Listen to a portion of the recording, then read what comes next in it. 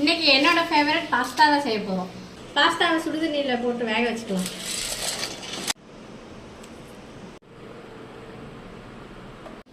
Oil, பச்சை மிளகாய், வெங்காயம். பாஸ்தா நல்லா வெந்துருச்சு. இதை வடித்து தண்ணியில் வாஷ் பண்ணி எடுத்துக்கலாம். இஞ்சி பூண்டு பேஸ்ட்,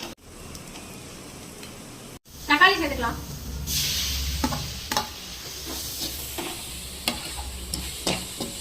தேவையான அளவு உப்பு, கரம் மசாலா, தண்ணி கொஞ்சம் சேர்த்துக்கலாம். சோயா சாஸ், டொமேட்டோ சாஸ், வேக வச்ச பாஸ்தாவை சேர்த்துக்கலாம்.